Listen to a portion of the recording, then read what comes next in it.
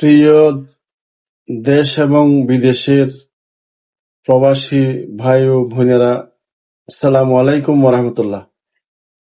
আপনারা সবাই অবগত আছেন যে বিগত এক সপ্তাহ ধরে বাংলাদেশে 12টি জেলায় বন্যায় কবলিত মানুষ ঘরবাড়ি হারা, ব্যবসা বাণিজ্য, রাস্তাঘাট সবকিছু হারিয়ে নিঃস্ব হয়ে তারা জীবন যাপন করছে। দেশে এবং বিদেশের মানবতাকামী বিভিন্ন সংস্থা, ব্যক্তি ত্রাণবাসীদের জন্য সাহায্য সহযোগিতায় এগিয়ে এসেছেন। এই ধারাবাহিকতায় আমাদের বাইতুল শরফ আঞ্জুমান ইত্তেহাদ বাংলাদেশ চট্টগ্রাম জেলায় অবস্থিত বাংলাদেশের ইতিহাসে সর্বপ্রথমই এই ত্রাণ বিতরণ কার্যক্রম ৭৭ সাল থেকে আরম্ভ করেছিলেন আমার মরহুম পিতা শাহ সুফি হযরত মাওলানা আব্দুল জব্বার রহমতুল্লাহ আলাইহি।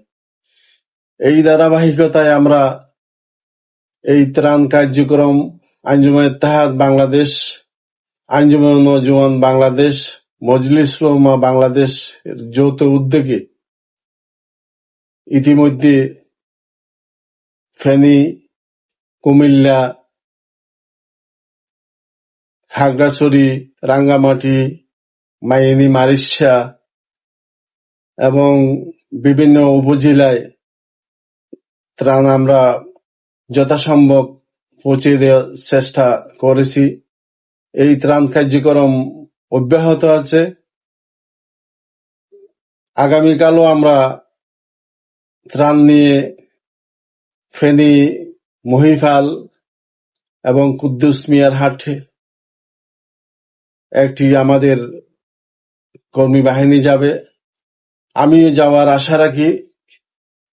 মহিপাল জুমার নামাজের পর সেখান থেকে আমরা যাব 14 গ্রাম, কুমিল্লা, গুণবতী স্থানে। সেখানেও ত্রাণ বিতরণ করা হবে। আপনারা অবশ্যই জানেন, এই বন্যা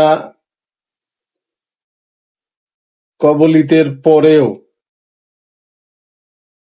আমাদের দেশের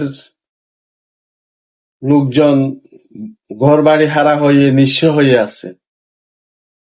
অতএব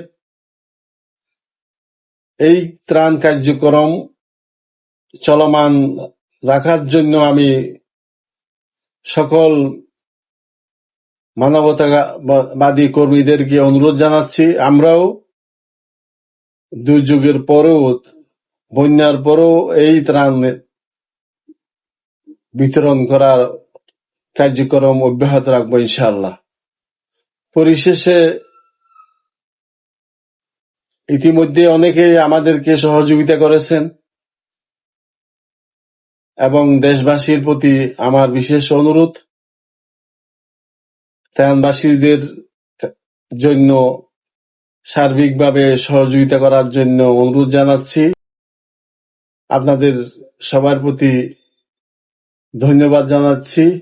এই বলে আমি বিদায় নিচ্ছি। আসসালামু আলাইকুম ওয়া রাহমাতুল্লাহ।